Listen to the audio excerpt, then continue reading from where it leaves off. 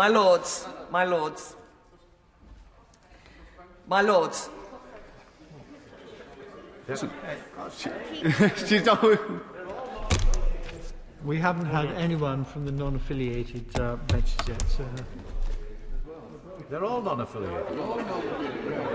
There's a slight panic in the House about the non-affiliated. Yeah. Right.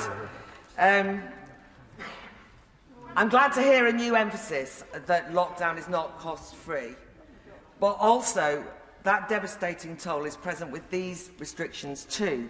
So can the Minister comment on whether there's an impact assessment of, for example, working from home guidance on effectively closing down city and town centres and the impact that's having on jobs and livelihoods for people who work there?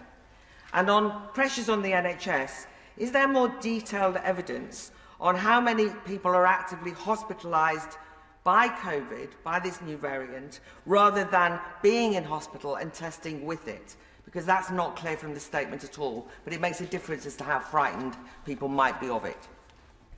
Well, of course, we understand that the rise of Omicron has been very challenging for particularly certain sectors and businesses, which is why we've announced a £1 billion support package to help those affected. So we provided £683 million for targeted grants of up to £6,000 per premises for hospitality and leisure businesses, and we've provided an additional £30 million for the Culture Recovery Fund, and we've given a £100 million boost to the Additional Restrictions Fund for local authorities in England. So we are quite well aware, and obviously that's seen within the context of the huge economic support that we've provided through the pandemic. And in terms of pressures on the NHS, yes, they are indeed considerable, but I think we also need to obviously remember that we're in a much better position this year, not least because of the 133 million vaccine doses that have been administered, including the 34 million boosters, and we need to keep that going forward in the right direction so that we can try and relieve